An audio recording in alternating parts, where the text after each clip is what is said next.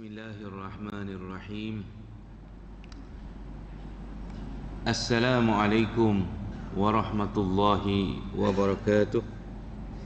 Alhamdulillahi rabbil alamin. Wal 'aqibatu lil muttaqin wa la 'udwana illa 'alal zalimin. Wassalatu wassalam 'ala al-mab'uts rahmatan lil 'alamin. سيدنا وحبيبنا شفيعنا وزخرنا ومولانا محمد الأمين وعلى آله وصحبه ومن دعا بدعوته وتمسك بسنته وجاهد بجهاده وسار على دربه ونهجه إلى يوم لا ريب فيه. اللهم اجعلنا من الذين يستمعون القول فيتبعون أحسنه. اللهم افتح علينا فتوح العارفين وارزقنا فهم النبيين وحفظ المرسلين وإلهام الملائكة المقربين بجاه سيدنا محمد خاتم النبيين. اللهم فقهنا في الدين وعلمنا التأويل واهدنا صراطك المستقيم. رب اشرح لي صدري ويسر لي أمري واحلل عقدة من لساني يفقهوا قولي. أما بعد، فيا أيها المسلمون ويا أيتها المسلمات اتقوا الله فقد فاز المتقون. kaum muslimin dan muslimat, mukminin mukminat, para jamaah Masjid Al-Irsyad yang dikasihi lagi disayangi kerana Allah SWT. Alhamdulillah, kita bersyukur kepada Allah SWT pada malam ini dapat kita bertemu di dalam majlis ilmu kita. Mudah-mudahan pertemuan kita diberkati, dirahmati oleh Allah SWT. Dan kita berdoa kepada Allah Ta'ala, Allah Ta'ala menambahkan kita dengan hidayah dan taufiknya, mengganjarkan kita dengan ganjaran pahala yang sebanyaknya, mengampunkan dosa-dosa kita, mengangkat derajat kita, mengangkat mudarat daripada menimpa kita, dan Allah SWT memberikan kita keafiatan, keselamatan, kesihatan yang berterusan, yang sempurna untuk diri kita, agama kita, dunia kita dan akhirat kita, insya-Allah. Jadi tuan-tuan, kita duk bulan Rajab ni, kita nak sambut Isra' Mi'raj, dan doa diajak oleh Nabi, kita berdoa diberikan keberkatan bulan Rajab, bulan Sya'ban, sampaikan kita bulan Ramadan dalam keadaan selamat dan afiat. Sebab tuan-tuan, kalau kita sampai bulan Ramadan tak sihat dan tak afiat pun tak jadi apa juga. Tak boleh nak kutip, tak boleh nak perform Ramadan dengan terbaik. Sedangkan kita kata nak masuk Ramadan kali ini yang terbaik. Ku mengharapkan Ramadan kali ini penuh makna, agar dapat ku lalui dengan sempurna. Nak sempurna kena salamah dan afiah. Lepas tu Tok Syekh Sudais di Masjidil Haram, ketika dia bagi kuliah secara live, Ustaz ikut dia punya kuliah di Masjidil Haram. Dia ketika mana masuk Rajab, dia menceritakan tentang kelebihan bulan Rajab, dan dia baca doa ni. Doa kita duk baca, Allahumma barik lana fi Rajabin wa Sya'ban wa ballighna Ramadan. Dia tambah fi salamatin wa afiyah, wa ballighna Ramadan fi salamatin wa afiyah. Jadi kita tengok dia punya tambahan tu ada munasabah. Sebab kalau sampaikan kami bulan Ramadan saja macam tergantung, maka dia sambung, dia kata fi salamatin wa afiyah, dalam keadaan selamat dan afiat. Sampaikan kami bulan Ramadan dalam keadaan selamat dan afiat, supaya dengan selamat dan afiat itulah kita boleh buat dengan sempurna Ramadan, kita boleh lalui dengan sempurna. Kita boleh sembahyang dengan baik malam hari tarawihnya, kita boleh puasa di siang hari dengan baik, dengan sempurna. Itu pentingnya salamah dan afiah itu. disambung sikit dalam doa kita tu. Nah, kemudian makna barakah, Allahumma barik lana fi Rajab wa Sya'ban. Dua boleh baca, dua wajah. Rajabin pun boleh, Rajaba pun boleh. Rajabin tu maknanya ada yang berpandangan bulan Rajab ni dia boleh mu'rab, boleh merubah ikut nahu, ikut kawaid nahu. Ada yang kata dia isim nama khas, tak berubah, isim alam, nama bulan dia macam Makkata, tak boleh ubah, dia mabni, dia tidak boleh menerima perubahan. Jadi yang baca Rajabah pun betul, yang baca Rajabin pun betul. Pasal dua-dua ada khilaf di kalangan ulama nahwu lah. Yang kata Rajab ni boleh dibaca dengan ikut tempat duduk nahwu dia, grammar lah, ataupun dia tidak boleh menerima perubahan, walau dia duduk di tempat majrur ke, walau dia duduk di tempat marfu' ke, dia tetap kena baca Rajabah. Hak tu pun ada pandangan. Jadi siapa nak baca Rajabah pun boleh, nak baca Rajabin pun boleh, tak usah duk berkelahi lah, masalah teknikal saja. Nah, jadi tuan-tuan, apa makna berkat? Berkat makna an-numu wa ziyadah. An-numu wa ziyadah makna berkembang dan bertambah. So berkembang dan bertambah, apa yang kita nak bertambah dan berkembang di bulan Rajab, di bulan Sya'ban ni?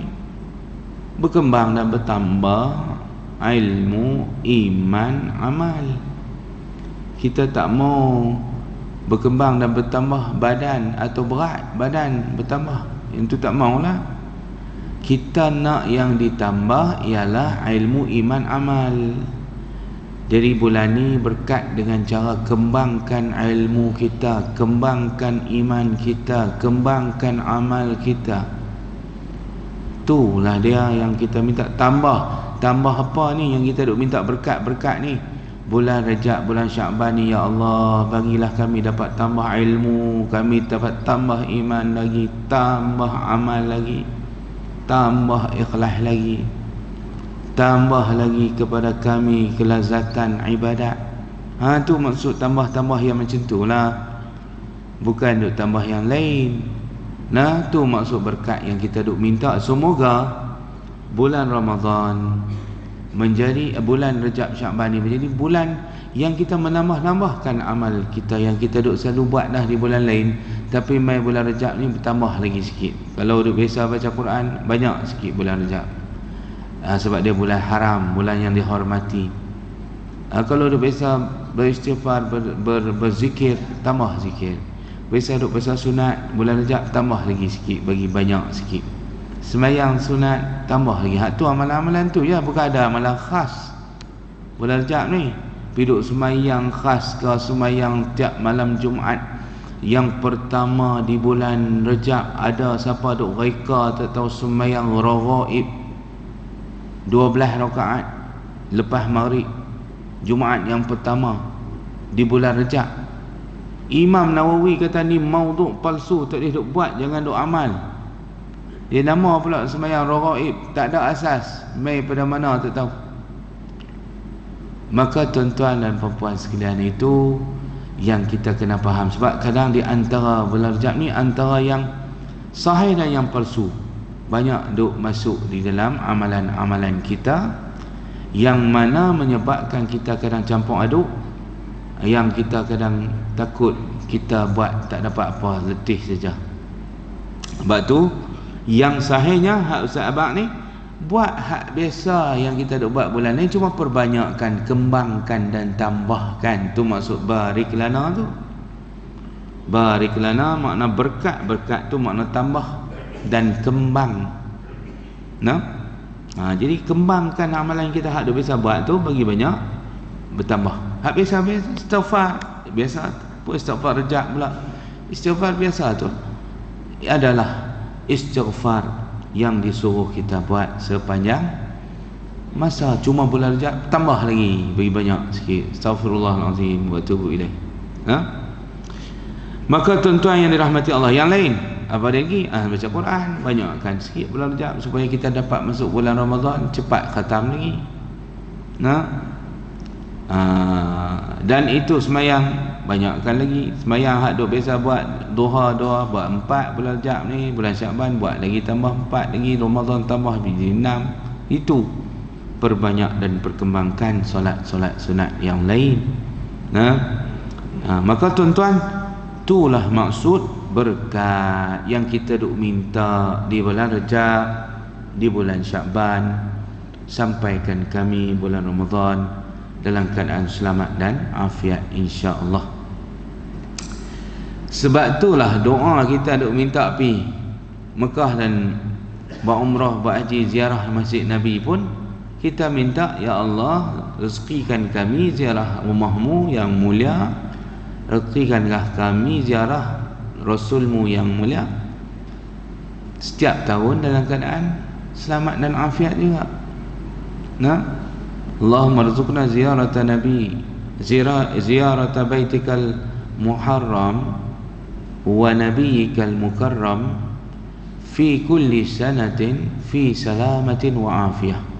Ya Allah, rezekikan kami ziarah rumahmu yang haram, yang hormat, dan nabimu yang mulia pada setiap tahun dalam keadaan sihat dan afiat, selamat dan afiat. Penting selamat dan afiat itu di dalam amalan kita. Sebab tu ada doa Nabi ajak, kata Tok Syekh Sudais, ada doa yang disuruh kita baca juga bulan Ramadan, nak sambut Ramadan. Allahumma sallimna li Ramadan, ya Allah, selamatkanlah kami untuk sambut Ramadan. Wasallim Ramadan lana, tolong selamatkan Ramadan untuk kami. Watasallamhu minna mutaqabbala, ambillah Ramadan daripada kami dalam keadaan diterima segala amalan kita. Itu dikatakan doa tu boleh baca sebelum Ramadan dan juga dalam Ramadan. Jadi dia kata antara dua riwayat tersebut, maka dia kata tidak jadi masalah untuk kita terus sambungkan dengan baballighna Ramadan fi salamatin wa afiyah. Ada anjuran dari Nabi untuk kita banyak minta selamat dan afiat tersebut. Maka tuan-tuan dan puan-puan yang dirahmati Allah Ta'ala sekalian, kita masuk tajuk kita, nasihat agama, wasiat iman, berkaitan dengan perkara yang kita bincangkan, iaitu tajuk al-huquq wal wilayah, hak-hak dan kekuasaan, yang mana kita kena tunaikanlah hak-hak tu. Dan kekuasaan ni cerita bahayanya kita jadi penguasa, pemimpin, kerana nak banyak kena jawab, nak kena tanggung. Jadi di antara yang dia kata kuasa yang bahaya, kuasa politik. Yang kedua, kuasa dari segi mahkamah, hakim, perundangan. Dan yang ketiga bahaya juga, kuasa dalam bentuk harta wakaf dan jaga harta anak yatim. Ini tiga dia mention kat kita yang berbahaya, yang kita boleh menyebabkan kalau tak ada iman, boleh seleweng, boleh salah guna kuasa tersebut untuk diri kita.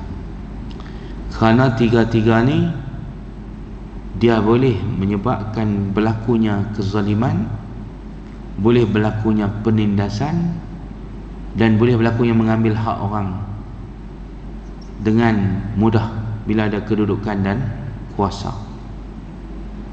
Kuasa dalam bidang politik, itu kuasa paling kuat lah. Pegang kuasa politik ni, dia boleh semua serba-serbi. Perundangan pun boleh jadi ikut dia,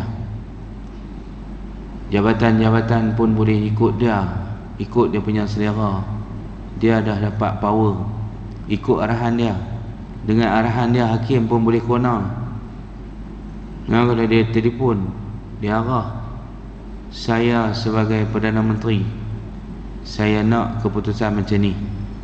Dia sebut tu, hakim pun dengar, campur tangan dia panggil dalam perundangan. Sebab tu dia kata kuasa politik ni kuasa yang paling power selepas kuasa Allah Ta'ala ni, kuasa politik. Maka tuan-tuan yang dirahmati Allah Ta'ala sekalian, jadi itu bahaya. Kalau tak ada iman, ikut semsu dia lah, ikut selera dia akan kira. Sebab tu dia kata ni nombor satu paling bahaya. Siapa yang boleh elak, elak dia kata, sesuatu berebut. Tapi mana boleh orang nak kira berebut lah, pasal kerana sono berebut, hak tak layak pun gagah berebut tak. Pasal kerana nampak faedah hasil daripada dapat kedudukan dan kuasa, itu dia nampak dah benda-benda yang dia boleh ambil keuntungan dan sebagainya. Yang kedua, undang-undang yang ni bahaya. Undang-undang hakim, Nabi sebut hakim ada dua, ada tiga.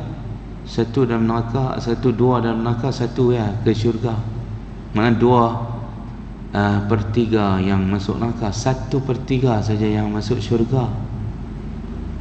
Jadi tuan-tuan, gerun lah jadi hakim ni. Makna amaran Nabi sebab boleh berlaku ketidakadilan di dalam menjatuhkan hukum. Dan yang ketiga, bab wakaf dan anak yatim. Yang ni sebab bila jaga wakaf dan anak yatim ni, dia mudah sangat untuk berlaku penyelewengan dan sebagainya. Sebab tu kita nak bincang hari ni ialah bab kekuasaan ke atas anak yatim adalah kekuasaan yang paling bahaya. Yang ni kita diberi amanah jaga harta anak yatim adalah merupakan suatu yang sangat-sangat berbahaya. Sebab disebutkan di sini, wilayah ala amwalil aitam fahiya min umuril khatirah fa fiha usrun wa masyaqqah. Payah, susah. Urusan jaga anak yatim ni begitu susah dan payah, kena betul-betul jaga. Fayanbaghi wa yata'akkad ala man buliya bizalika an yubaligh fil ihtiraz wal ihtiyat. Siapa yang diuji, bulia tu makna diuji dengan, dibalakan, diujikan dengan ini, dengan amanah ini, dia mesti betul-betul berhati-hati, berjaga-jaga. Wa an yajtahida ghayatal ijtihad, bertunggu-sungguh dengan segenap kesungguhan, fi hifzi amwalihim, dalam menjaga harta anak yatim, wa tanmiyatiha, dan kena kembangkan. Tanmiyah tu an-numu tadi tu, kembang, labor. Bukan takat jaga harta tu, dia suruh urus, dia suruh laborkan, biar berkembang. Tak apa harta anak yatim, jangan duk biar statik. Kalau statik tu pun tak apa, berkembang, disuruh kembangkan aset-aset depa tu bagi jadi untung, tak apa. Wal yahzar min tafritiha wa idha'atiha, jaga-jaga jangan sampai mensia-siakan dan melalaikan, tak ambil penting, yakni buat sambil lewat terhadap harta mereka. Wa min akliha, apatah lagi makannya, apatah lagi membazir harta anak yatim, boros.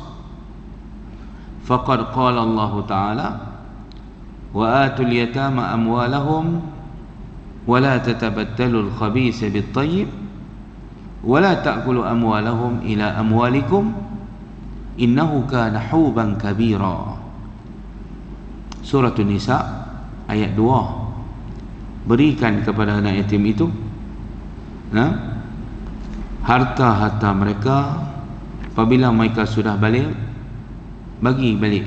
Kita jaga pemegang mana sampai mereka cukup umur. Bila mereka cukup umur, ada yang kata balagha asyuddah, boleh reti lah, reti beza, reti urus sendiri harta tu, serah balik kepada mereka. Jangan buat sayang nak serah. Bila anak-anak yatim itu sudah sampai boleh mengurus sendiri umur yang sadiq, cukup umur lah kita kata balik.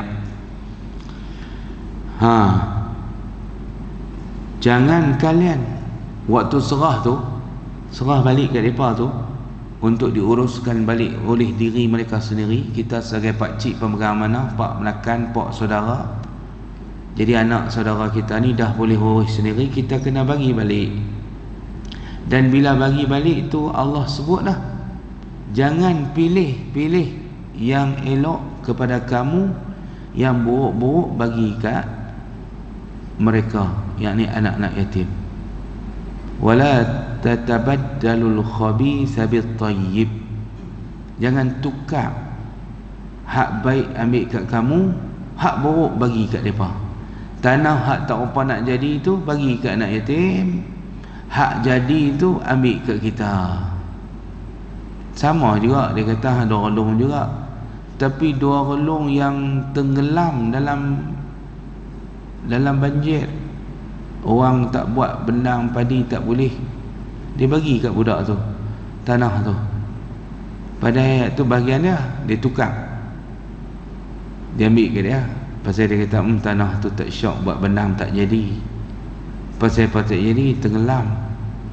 Hak dua relung ni, hak bahagian ni elok, senang buat kerja. Ya, dia sedik, dia kata ambil yang ni lah, bahagian hang anak yatim weh. Dua relung ni hak aku ambil bahagian ni di pala jalan, hang ambil hak dalam tu hulu sana. Nak masuk pun payah. Maka tuan-tuan, Allah sarang siap-siap duk cerdik lagu tu, mengena budak-budak yang baru nak up. Budak-budak baru nak up, baru balik, tak tahu apa. Ikutlah Pak Long kata aku tu, kami terima sajalah. Rupanya mengena dah. Dia ambil hak elok-elok, tukar hak elok baik kat dia, hak buruk bagi kat orang tu. Sampai teratur Tuhan sebut, dia tahu dah perangai kita, hati perut hamba-hamba dia tahu dah. Dia yang buat, dia sebut siap-siap. Jangan duk pandai-pandai tukar hak tak elok dengan hak elok. Hak elok sapu kat hang, hak tak elok bagi kat anak yatim. Mentang-mentang mereka tak tahu apa, baru setahun jagung. Maka kita mengena pada dia, jangan ada rasa perangai niat-niat macam tu, nak pulas pusing, nak putang alam untuk diri sendiri. Jangan. Allah tahu, Allah sebut siap-siap dah, kerana dia kenal kita luar dalam. Allah Ta'ala ni tak sedap bohong dia tahu. Sebab tu dia tegur, sebab tu dia bagi kat kita teguran siap-siap dah. Jangan duk pandai-pandai tukar. Wala tatabaddalul khabis bit-tayyib. Khabis makna yang tak elok, yang tak untung, yang rugi bagi kat depa, yang untung-untung ambil kat kita. Wala ta'kulu amwalahum, apatah lagi makan, jangan makan harta mereka. Tadi itu macam dia manipulate, tukar kalih ya, nilai sama, dua ekar juga, tapi 2 ekar yang tak elok saja, 2 ekar yang kurang subur, hak subur ambil ke dia. Itu masih nilai sama, tapi cuma dari segi hasilan kurang kerana tanah kurang elok sikit, tapi tanah sama banyak. Itu dikira yang tu pun dilarang dah tu. Tambah hak kedua ni, wala ta'kulu amwalakum ila amwalikum, amwalahum ila amwalikum. Campur harta, campur aduk antara harta mereka dengan harta kita pun Tuhan tak bagi. Tuhan kata jangan duk campur aduk, asingkan, separate kan antara harta mereka dengan harta kita. Sebab takut bila campur tu, kita takut tak ambil hak mereka, makan kat kita. Sampai teratur Tuhan sebut bab anak yatim lah. Bab tu tentang bab anak yatim ni bab yang sangat-sangat berbahaya. Pasal dia begitu detail, terperinci. Allah sebut, kita kena ikut apa yang disebut ni. Jangan duk campur aduk harta kamu dengan harta mereka. Innahu kana huban kabira, maknanya harta kita asing, harta anak yatim asing. Jangan duk campur.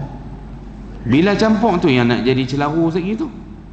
Bila duk campur hak kita dengan hak mereka tu, pergi duk campur sekali, hak tu yang kadang duk balas hak mereka juga. Ambil, terambil, kan sengaja dia. Jadi Allah Ta'ala nak sekat awal-awal lagi supaya tak berlaku demikian. Allah Ta'ala kata jangan duk campur, asingkan akaun hak mereka anak yatim, akaun mereka hak kita, akaun kita. Nah, ni bab audit ni, bab tu kita kena dipanggil kena detail, disuruh oleh Allah Ta'ala. Saya tak berlaku kekeliruan, tak berlaku kesilapan, tak berlaku kita boleh ambil harta mereka. Sebab bila campur ni kadang-kadang ada makna dia nak mengena di sebalik apa yang dia buat tersebut. Jadi Allah tahu dah, Allah tak usah duk campur lah. Wala ta'kulu amwalal yatama zulman. Tu ayat lain. Innahu kana huban kabira. Sesungguhnya tindakan-tindakan menukar dan memakan harta anak yatim itu, menukar-nukar dan memakan itu adalah dosa yang besar. Huban kabira. Hub maknanya dosa, kabira besar. Ada kala Allah guna zunub, Allah Ta'ala guna istilah dosa juga. Isman, zamban, zunuban, isman mubina. Ada kala Allah guna huban kabira. Dalam bab harta anak yatim Allah guna perkataan huban kabira. Dalam bab lain dipanggil zunub, dalam bab lain dipanggil sayyiat. Ada yang dipanggil sebagai isman. Ni yang buat dosa pun tuan-tuan. Banyak istilah Tuhan guna ni yang membawa makna dosa. Hub dosa juga, isman dosa juga, dengan sa bukan sin. Sin tu makna nama. Kalau dengan sa makna dosa. Isman mubina, dosa yang nyata. Huban dosa.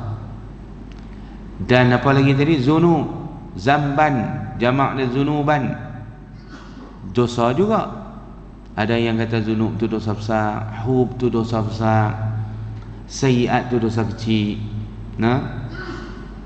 Isman tu juga masuk dalam dosa-dosa yang kecil. Zunub ni dosa besar, kena bertobat. Hub ni dosa besar, kena bagi balik. Kalau ambil harta anak yatim bila sedang, kena ambil bagi balik apa yang kita ambil. Kemudian ayat surah An-Nisa ayat 10. Innal ladzina ya'kuluna amwalal yatama zulman innama ya'kuluna fi butunihim nara wa sayaslawna sa'ira. Sesungguhnya orang yang memakan harta anak yatim secara zalim, sesungguhnya dia memakan dalam perutnya api. Dia memakan, dia masukkan ke dalam perutnya api, maka dia akan dibakar di dalamnya. Wasayaslawna sa'ira, dia akan dibakar, dimasukkan, dipanggang di dalam api yang menyala-nyala. Sa'ir tu menyala-nyala, yang gam-gam-gam bunyi, menyala-nyala tu dia bunyi gam api tu. Dibakar dalam api yang marak, yang menyala-nyala, dipanggil sa'ir. Maka tuan-tuan, ini amaran. Allah Ta'ala kata, siapa yang duk suka mengena anak yatim dijadikan sebagai punca untuk dia kutip dana, dia guna anak yatim. Jadi orang anak yatim ni dia mudah untuk tarik perhatian orang, mudah untuk tarik simpati orang. Maka dia pun guna nama anak yatim atas pengelola, atas sebagai mudir. Maka dia pun guna. Dia bukan bagi kat budak, dia ambil kat dia. Dia guna untuk dia. Tapi guna tabung nak minta derma kat orang, anak yatim. Tapi bila dapat, tak belanja untuk anak yatim, belanja untuk diri dia. Haram makan api dalam perut. Itulah tabung anak yatim, jangan duk pergi bagi kat fakir miskin ke apa. Tabung anak yatim yang boleh makan. Kita pergi bagi kat orang lain, kita kira makan harta mereka. Lepas tu jangan duk buh nama anak yatim, tak tarik simpati, orang suruh buh dalam tabung. Lepas tu bila dapat, pergi halal kat lain, pergi bagi kepada orang lain. Tak boleh makan api dalam perut. Maka tuan-tuan, dibakar dalam api yang menyala-nyala. Tu dia punya dahsyat dan kerasnya amaran Allah 10 surah An-Nisa, surah membela orang perempuan supaya anak-anak yang ditinggalkan suami itu dibela, bukannya dipermain dan diperdagangkan mereka. Mereka tak dapat minyak mana? Yang dapat pengelola, yang dapat orang yang mengena mereka, menayai mereka, menganiaya mereka. Jadi amaran keras. Ayat 10 surah Nisa memberi amaran yang cukup keras, makan api di dalam perutnya. Jadi kalau betul-betul beriman, dia takut. Karena ciri orang beriman itu dia menghormati syariat, dia takut dengan ancaman. Tapi kalau tak betul-betul beriman, dia kalau bukan hakikat iman yang sebenar, dia tak rasa apa bila dia melanggar larangan Allah Ta'ala. Tapi bagi orang yang betul-betul beriman, dia takutlah, sebab dia kata, oi, bukan kecil main punya cerita makan tanah yatim ni. Cerita dia cukup besar. Apa dia cukup besar tu? Makan api dalam perut. Allah, hancur habis, rosak, sakit. Wa qad ada alaihi salatu wassalam, Nabi membilangkan, memasukkan dalam bilangan dosa makan harta yatim ni fi sab'il mubiqat wal kabair al muhlikat. Membilangkan makan harta anak yatim ni dalam 7, menyenaraikan dosa makan harta anak yatim ni di dalam 7 senarai dosa besar. Riwayat Bukhari, Muslim, Nasai, Abu Daud. Hadis kata makan harta anak yatim ni masuk dalam 7 dosa besar yang Nabi senaraikan. Syirik, sihir, apa lagi, derhaka ibu bapa. Salah satu dia makan harta anak yatim, lari daripada medan perang. Semua masuk 7 dosa besar. Jadi ulang kaji balik apa dia 7 dosa besar tu hak Nabi sebut tu. Salah satu dia yang penting, salah satu dia makan harta anak yatim, masuk dalam dosa besar. Wa yaqrabu min akli mal al-yatim fil ismi wal haraj, dan yang dekat juga dengan bab makan harta anak yatim dan juga memakan harta anak yatim pada dosa dan juga pada salah, ialah memakan harta wakaf. Aklu mal al-awqaf zulman wa ta'addiyan, sengaja, secara zalim dan secara sengaja. Makan harta wakaf dengan sengaja dan dengan secara zalim. Tawakaf ni tuan-tuan, kadang-kadang dia wakaf orang tua-tua dulu, dia tak ada hitam putih. Tok Wan kami dulu di Penang sana, dia dah wakaf, dapat tanah wakaf, orang bagi kat dia buka pondok. Lepas dia mati, dia ambil balik. Sebab dia kata, Tok Guru kami wakaf kat Tok Guru tak ada, kami ambil balik. Anak cucu lah. Janji tu Tok Wan dengan Tok Wan, mari anak ambil balik. Jadi bermakna hak Tok Wan dia wakaf, cucu batai pula. Cucu batai tu macam mana? Tarik balik. Kami pindah tuan-tuan, pergi duk hak beli di depan sekolah dulu, depan masjid. Pilih kerana tuan-tuan, kami wakaf kat Tok Guru, kami bukan wakaf kat bini dia, bukan wakaf kat anak cucu dia. Pelik. Wakaf kata Tok Guru, kata Tok saya tuan-tuan, kata mau kalau Tok Guru tahu kata hampa nak ambil balik, dia pun tak mai duduk. Pasal wakaf ni mana boleh ambil balik dah. Tetap dia kira Tok Guru ada ke Tok Guru tak ada ke, dah wakaf kat Tok Guru, dia ambil. Maka tuan-tuan hak ni pun dikira berdosa balik batai hak Tok Wan. Pasal tak ada hitam putih, mulut saja. Jadi boleh, dia kata dia waris, kena paraid, kena bersaka, kena buat kuasa, ambil. Jadi kami pun tak ada masalah lah, keluar pergi duduk di tanah yang mujuk dia beli. Dia kata 10 hulung Tok ni Ustaz Dan dengan Tok Wan tak dan. Dengan Tok Wan dan 4 tahun saja, dengan Tok dia panjang umur 92 baru meninggal. Dia Tok Cik juga kepada Nik Rahmat lah. Tok menakan tak batal yang semayang. Tok Cik Mah boleh salam, tak ada masalah, tak semayang. Dia tuan-tuan dan puan sekalian panjang umur. Jadi dia cerita itulah cerita. Dia kata mereka wakaf, mereka ambil balik batal sebab tak ada hitam putih.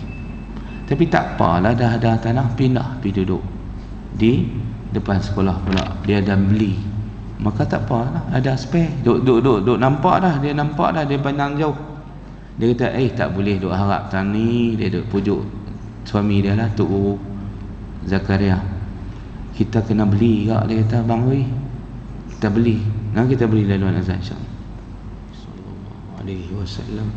Allahumma rabb hadhihi da'wati tammah salatul qa'imah آتِ سيدنا محمدا الوسيلة والفضيلة وابعث مقاما محمودا الذي وعدته إنك لا تخلف الميعاد آمين ya rabbal alamin. Jadi tuan-tuan dan puan sekalian, jadi itu cerita bab wakaf. Jadi sebab itulah ni sekarang pihak Jabatan Agama di tiap-tiap negeri dia suruh bila nak wakaf sesuatu mesti hitam putih dan diserahkan kepada pihak Jabatan Agama yang pegang MAIS, Majlis Agama Islam, dan mereka yang menjadi pemegang harta wakaf tersebut. Tak boleh wakaf ini boleh, dia cuma lantik pentadbir mengurus saja, tapi harta tu dijadikan milik majlis, milik jabatan.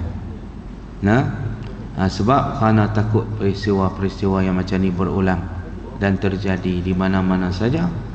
Tok Wan wakaf, anak batal, anak pula wakaf, cucu batal. Kerana dia boleh ambil balik bila tak ada hitam putih. Dia boleh faraid, dia boleh bagi-bagi harta pusaka, dan dia boleh buat kuasa untuk pecah nama dalam geran. Sebab hanya verbal saja, mulut tanpa ada hitam putih. Jadi kalau Tok Wan tu pergi tukar serelung ke 2 relung ke, buh nama Tok Guru tu tak apa. Kalau tak seka, dan selalunya seka baru boleh tukar nama, baru tak apa. Takat tu, sebab tu fikir jauh dah, mereka dah prepare, dah beli dah tanah sendiri. Sampai masa yang orang suruh keluar, dah siap dah, ada tempat dah. Pindah sekitar tahun hujung 80-an, kami pun angkat bungkus, pindah di tanah sendirilah. Asal duduk di tanah pondok tu dulu, Tok Wan duk mengajar, ada pondok keliling rumah dia. Jadi habis dia tak ada, terang nak sampai cucu lambat, nak ganti tempat, habislah pondok. Tidak, Ustaz tak main sini, duduk jaga pondok tu. Pondok tu habis hilang semua lah, mereka ambil balik semua. Jadi kita pun main duduk buat pondok di sini lah, main masjid Isyad, mengajar kot ni. Maka tuan-tuan tu cerita dia. Satu kata kena ada tanah sendiri buat pondok baru boleh waris. Kalau duk pakai tanah orang, duk main duk tempang orang ni, dia ambil ikut dan gitu. Yalah, dia berasa nak ambil, dia ambil. Sebab tu Tok ni dia cerdik, dia pandangan jauh. Dia kata tak boleh, kita kena duk tanah orang ni, kita tak boleh, bila-bila masa kita boleh, kita kena beli juga. Dia pujuk suami dia, dan suami dia pun terima pandangan dia. Dia apa kat beli depan tu sikit, lepas pada masjid sikit, bukan kawasan pondok dulu, no? Maka alhamdulillah Allah Ta'ala bagi rezeki, dan tidak tak tahu nak duduk mana. Dan dia ada sodik.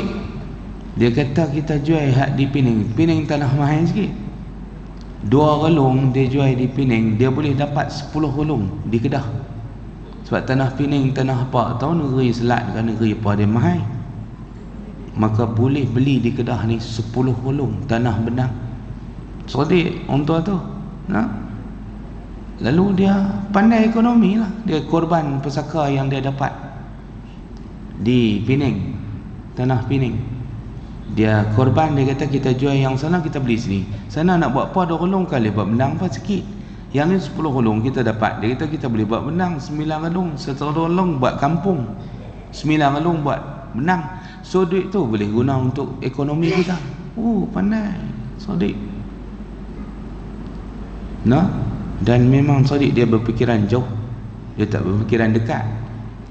Dia tahu dah, dia baca dah apa nak jadi ke depan. Ni bini yang Sodik, dia bagi nasihat kat suami dia, suami dia dengar. Dan itu yang betul-betul berlaku. Tak dan dia mati tak dan berapa tahun, tuan-tuan, 86 Tok Wan mati. Kami kena keluar lebih kurang 89, pindah. Lebih kurang 3 tahun saja dia bagi masa. Lepas tu dia halau nyah keluar daripada tanah wakaf tu.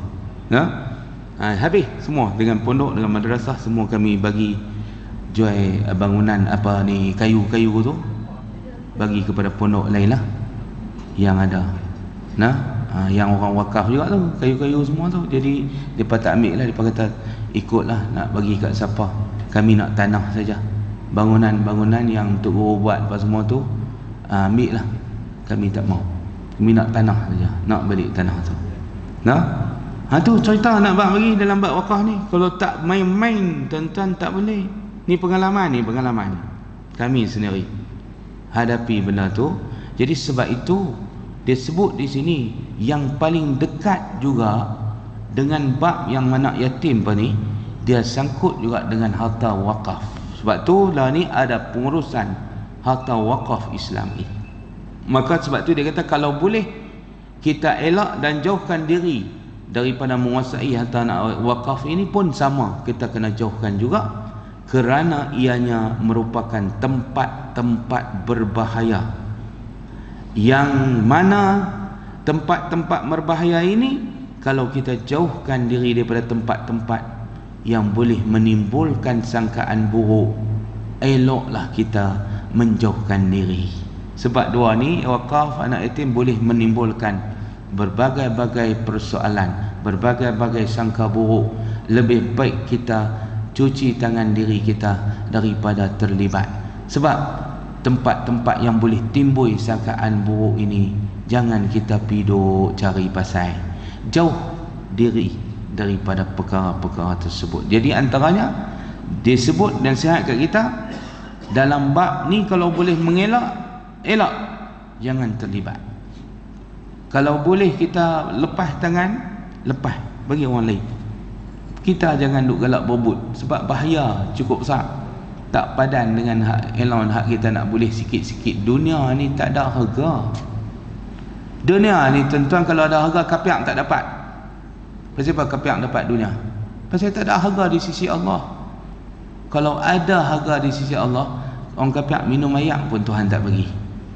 Tapi oleh kerana nak bagi tahu dunia ni tak ada harga di sisi Allah, maka Allah bagi kepada orang kafir pun dunia dia bagi, sebab tak ada nilai di sisi Allah, tak ada nilai walaupun seberat sayap nyamuk. Tu Allah sebut betul tu dalam hadis qudsi. Kalaulah dunia ni ada nilai di sisi Allah seberat sayap nyamuk, dia tak akan bagi orang kafir makan satu biji nasi atau seteguk air pun. Tapi mereka bukan dapat seteguk air, bukan mewah lagi di dunia, tapi tak apa, Allah kata tak ada nilai. di sisi aku. Biar ambillah dia dapat, tapi bukan nilai di sisi aku. Nah, tu maksud dia. Jadi kita tu yang duk jadi pasal dunia itulah yang menyebabkan orang batai lah, ambil balik lah, wakaf, tarik balik, buat cup-cup pula. Nah, cup tak cina kami cup, tak jadi. Wakaf dah tak jadi pula. Ni akibat daripada dunia.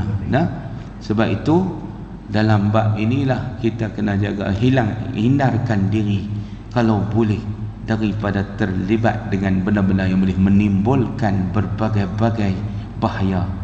Di antaranya anak yatim, di antaranya wakaf, tak sah duk terlibat, involve dalam bab-bab itu.